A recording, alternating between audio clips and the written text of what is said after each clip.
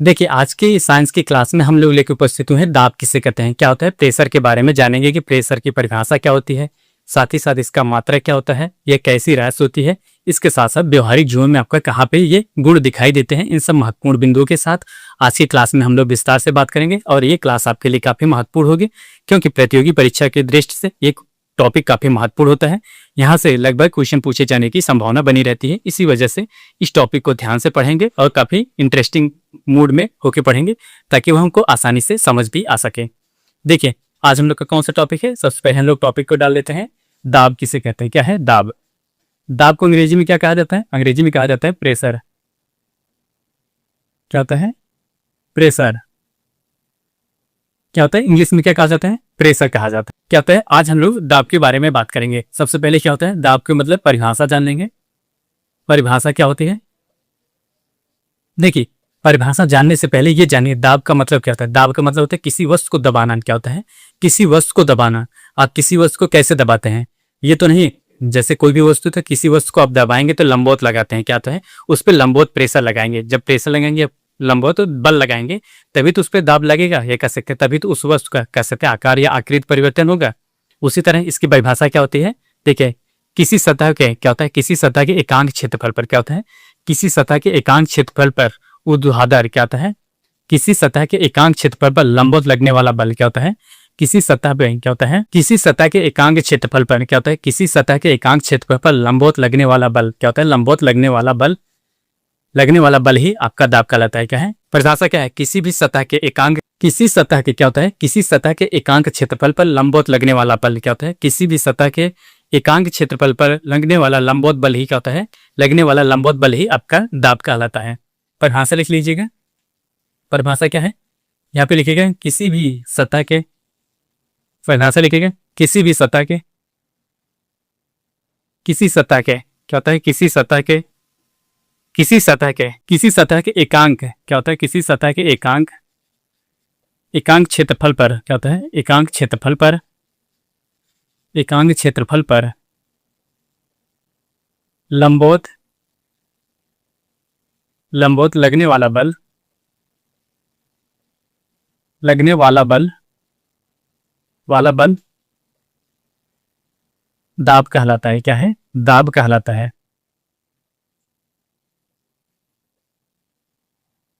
दाब कहलाता है। परिभाषा क्या होती है? परिभाषा होती है किसी सतह पे क्या होता है, किसी सतह पे एकांक क्षेत्रफल पर क्या होता है, एकांक क्षेत्रफल के लंबवत क्या होता है, एकांक क्षेत्रफल के लंबवत लगने वाला दाब ही क्या होता है, लगने वाला बल ही क्या होता है, एकांक क्षेत्रफल के लंबवत लगने वाला बल ही आपका दाब कहलाता है। आप किसी भी वस्तु को देख लीजिए, जब कभी भी आपका वहां पे प्रेशर लगाएंगे तो आप लंबवत ही लगाएंगे, याद रखिएगा। इसमें कौन सा महत्वपूर्ण बिंदु है? आप जैसे कोई भी वस्तु पर है, अगर बल लगा रहे हैं तो क्या होता है, बल आप लंबवत ही लगाएंगे। क्या होता है? बल लंबवत लगाएंगे, यही कार्य होता है। ये दाब की परिभाषा में क्या होता है, बल को लंबवत लगाना पड़ता है, तभी वस्तु आप कर सकते। जैसे मान लेते हैं कोई भी वस्तु उठाना है, क्या होता है, कोई भी वस्तु उठाना है, किसी भी वस्तु को दबाना है। आप दबाना है तो मतलब आप देखेंगे उस वस्तु को अपने हाथ से जो होता है लंबवत ही दबाएंगे। ये नहीं कि आप ऐसे करके दबा देंगे, ये कह सकते हैं, ऐसे नहीं। आप उसको उस बल पे कह सकते हैं, उस वस्तु पे अगर लंबवत बल लगा रहे हैं तो वो आपका एकांक क्षेत्र क्या होता है, वो तब दाब करेंगे। क्या होता है? वस्तु पर लंबवत बल लगा रहे हैं, क्या है, लंबवत बल लगा रहे हैं, तब वो आपका दाब कहलाएगा। अब इससे क्या आपकी परिभाषा, क्या इसका मात्रा कैसे निकल के आएगा? देखिए, प्रेशर क्या होता है, दाब, दाब बराबर क्या हो सकता है आपके यहाँ पे, देखिए दाब बराबर हो गया, क्या कह रहा है, एकांक क्षेत्र पर लगने वाला बल क्या होता है, एकांक क्षेत्र पर लगने वाला बल। यहाँ पे लिखिएगा पृष्ठ पर लगने वाला, पृष्ठ पर लगने वाला, लगने वाला बल। एक तो ये आ रहा है, उसके बाद आपको क्या कहा जा रहा है, उसके बाद क्या कहा जा रहा है, इसमें क्षेत्रफल की भी बात की गई ना। देखिए यहाँ पे क्षेत्रफल की बात की गई, अभी आपका क्षेत्रफल नीचे आएगा। यहाँ पे लिखिएगा पृष्ठ का क्षेत्रफल। क्या होता है? पृष्ठ का क्षेत्रफल। दाब की परिभाषा में यही दो शब्द आ रहे हैं। एक तो क्या होता है, आप जब लंबवत बल लगा रहे हैं, क्या होता है, लंबवत बल की बात की जा रही है, और उसके बाद एक क्षेत्रफल में क्या होता है, क्षेत्रफल, एकांक क्षेत्रफल है, उसी को बल लगा रहे हैं, तो इससे आपका क्या निकल के आएगा। देखिए, अब यहाँ पे जो एकांक क्षेत्रफल पर लगने वाला बल को क्या कहते हैं, यप से आप प्रदर्शित करते हैं, यप होता है, और जो आपका क्षेत्रफल होता है उसको ए से प्रदर्शित करते हैं। अब यहाँ पे आपका क्या मात्रक आएगा, अब यहाँ पे आपका मात्रक, बल का मात्रक क्या होता है, बल का मात्रक होता है न्यूटन, ये आपको बताया गया है, न्यूटन। अब उसके बाद क्षेत्रफल का मात्रक क्या होता है? क्षेत्रफल होता है लंबाई गुणे चौड़ाई होता है, तो ये आपका क्षेत्रफल होता है। लंबाई को हम मीटर में नापते हैं और चौड़ाई को भी मीटर में नापेंगे। इस हिसाब से जो आपका क्षेत्रफल होता है इसका मात्रक क्या हो जाएगा? Metre square. क्या होता है? Metre square. आपका तो एक मात्रक ये आता है, क्या है? दाब का मात्रक ये है। दाब का एक मात्रक तो ये है, क्या होता है? न्यूटन प्रति मीटर स्क्वायर दे दे। ये आपको इसी दाब का एक मात्रक होता है, पास्कल भी कहा जाता है। क्या? पास्कल। दाब का क्या अगला मात्रक है? दाब का अगला मात्रक पास्कल भी कहा जाता है, या दाब को पास्कल से भी मापा जाता है। क्या होता है? दाब को पास्कल भी, इसकी राशि क्या है? इसका मात्रक जो होता है पास्कल भी होता है। अब इसी के साथ ये जान लेते हैं ये कैसी राशि है? ये एक अदिश राशि। कैसी राशि है? अदिश राशि। अदिश राशि। अदिश राशि किसे कहते हैं एक बार इसके बारे में जान लेते हैं, लेकिन ये आपको जो भौतिक विज्ञान की क्लासेस चल रही थी उसमें आपको बताया गया है। सदिश राशि किसे कहते हैं? अदिश राशि किसे कहते हैं? अदिश राशि की परिभाषा होती है वे भौतिक राशियां। क्या होते हैं? वे भौतिक राशियां जिनको व्यक्त करने के लिए केवल परिमाण की आवश्यकता होती है। क्या? केवल परिमाण की आवश्यकता होती है, उसे हम अदिश राशि कहते हैं। साथ ही साथ वह क्या होता है? साथ ही साथ वह बीजगणितीय नियम का पालन करता हो। क्या है? साथ ही साथ वह बीजगणितीय नियम का पालन करता हो, तो वह आपका अदिश राशि की श्रेणी में आएगा। तो जो आपका दाब होता है, जो दाब होता है वह किस श्रेणी में आता है? दाब की जो दाब होता है वह भौतिक राशि अदिश भौतिक राशि कौन सी? अदिश राशि होती है। इसी वजह से इसमें केवल परिमाण होता है, दाब में दिशा नहीं होती। दिशा निर्धारित नहीं की जाती कि आप इस दिशा में दाब लगाइए, इसमें कोई भी निश्चित दिशा नहीं होती। इसी वजह से ये अदिश राशि होती है। देखिए अगला बिंदु हम बात करेंगे, जैसे परिभाषा से एक चीज स्पष्ट हो गई। क्या है? परिभाषा तो एक चीज स्पष्ट हो गई कि जैसे जो नियत बल होता है, क्या होता है? नियत बल के लिए क्या होता है? नियत बल के लिए देखिए अगला बिंदु हम बात करेंगे जो नियत बल होता है। नियत बल के लिए क्षेत्रफल जितना कम होगा, क्या होता है? क्षेत्रफल जितना कम होगा नियत बल के लिए। देखिए जो नियत बल होता है, नियत बल के लिए जितना ही क्षेत्रफल कम होगा, क्या होता है? जितना ही क्षेत्रफल कम होगा उतना ही आपका दाब अधिक होगा। क्या होता है? नियत बल के लिए क्षेत्रफल कम होता है जबकि दाब अधिक होगा। यहाँ पे लिखिएगा, यहाँ पे लिख लीजिए, परिभाषा से स्पष्ट होता है। क्या होता है? परिभाषा से स्पष्ट है। क्या है? परिभाषा से स्पष्ट है। नियत बल क्या होता है? नियत बल के लिए क्षेत्रफल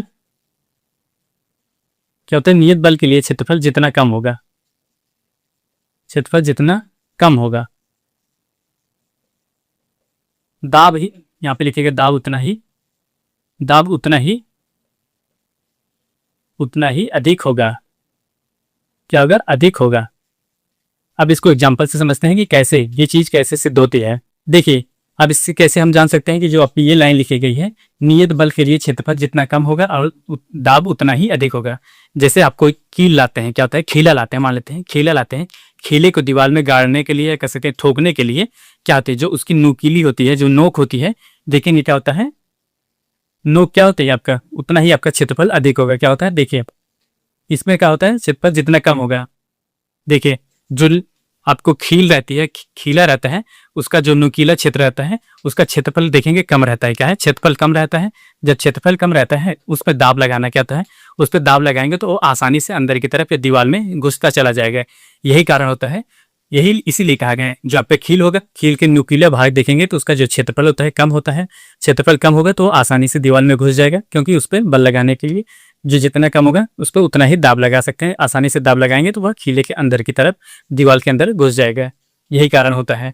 उसके बाद इसी के साथ आप देखेंगे जो गुब्बारा होता है, आप मान लेते हैं जो गुब्बारा है, गुब्बारे को आप नाखून से फोड़िए और एक कह सकते हैं पिन से या कांटा से या सुई से फोड़िए। इन दोनों में पाएंगे कि आपका जो होता है सुई होता है वह आसानी से इसको फोड़ देता है। क्या है? गुब्बारे को फोड़ देता है।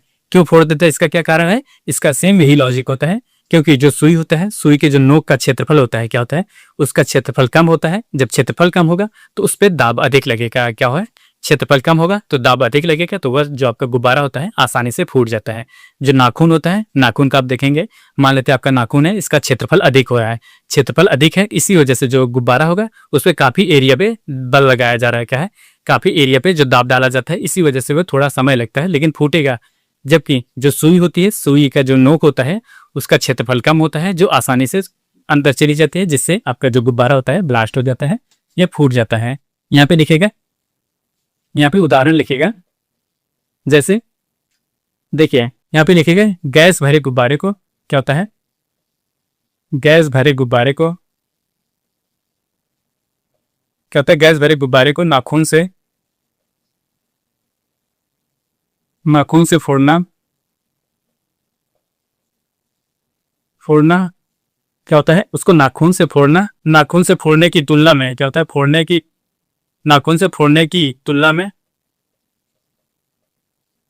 में सुई से क्या होता है, सुई से फोड़ना आसान होता है, आसान होता है। क्या होता है, आसान होता है। आसान क्यों होता है, आपको बता गया कि कोई जो सुई होती है, सुई का जो क्षेत्रफल होता है वह क्षेत्रफल कम होता है, क्षेत्रफल कम होगा तो दाब अधिक लगेगा। क्या होता है इसमें, यही आपको कहा गया। देखिए नियत बल के लिए क्या होता है, अगर उस जो सुई होती है उस पर नियत बल लगाना है तो उसका क्षेत्रफल क्या होता है, क्षेत्रफल जितना कम होगा क्या होगा, ये देखिए क्षेत्रफल जितना कम होगा दाब उतना अधिक लगेगा, अधिक होगा। और देखिए सुई की जो नोक होती है उसका क्षेत्रफल कम होता है तो उस पर दाब क्या होता है, आसानी से अधिक लगेगा। जब आसानी से दाब अधिक लगेगा तो वस्तु क्या होती है, फूट जाएगी या उसकी आकृति में विकृति आ जाएगी। यही आपको बताया जा रहा है यहाँ पे उदाहरण के माध्यम से यही आपको समझाया जा रहा है कि जो सुई होती है आसानी से गुब्बारे को फोड़ देती है, जो नाखून होता है फोड़ता है, लेकिन उसमें थोड़ा समय लगता है। क्योंकि वहां पे क्या होता है, जो आपका नाखून होता है और सुई देखेंगे दोनों आकृतियों में अंतर होता है। क्योंकि जो आपके नाखून होता है इस आकार का होता है, क्या होता है इस आकार का, जो आपकी सुई होती है इस हिसाब से एक लंबवत रहेगी। क्या होता है, उस पर सुई से आप लंबवत बल लगाएंगे, जबकि आपके जो नाखून होता है उस पर भी लंबवत लगाएंगे, लेकिन उसके आकृति में जो आकृति होते हैं, नाखून का आकृति होता है काफी चौड़ा होता है या लंबवत होता है, उस पर बल लगाएंगे तो काफी विस्तृत क्षेत्र में कह सकते हैं उसका जो क्षेत्रफल होता है तब वहां पे क्षेत्रफल अधिक रहेगा। क्या था, सुई के अधिक, सुई की अपेक्षा जो था नाखून का क्षेत्रफल अधिक होता है। जब अधिक रहेगा क्षेत्रफल तो उस पर क्या सकते हैं, दाब जो तरह कम लगेगा। क्षेत्रफल अधिक दाब कम, अगर क्षेत्रफल कम दाब अधिक, जिससे ये आपकी वस्तु आसानी से फूट जाएगी। यही आपको इसमें बताया जा रहा है। आज की क्लास में बस इतना ही। हम लोग कल की क्लास में बात करेंगे वायुमंडलीय दाब किसे कहते हैं, एटमॉस्फेयर प्रेशर किसे कहते हैं, इनके बारे में जानेंगे। साथ ही साथ हम उससे संबंधित जो महत्वपूर्ण बिंदु रहेंगे उन सभी बिंदुओं को एक एक करके लिखाते रहेंगे, ताकि वे आपसे अगर एग्जाम में कभी भी क्वेश्चन उससे बनते हैं तो ये क्वेश्चन आपको गलत ना हो। आज के लिए बस इतना ही। आप हमारे चैनल पे नए हो तो चैनल को लाइक करें, शेयर करें, सब्सक्राइब करें। मिलते हैं नेक्स्ट वीडियो में, तब तक के लिए धन्यवाद, बाय बाय।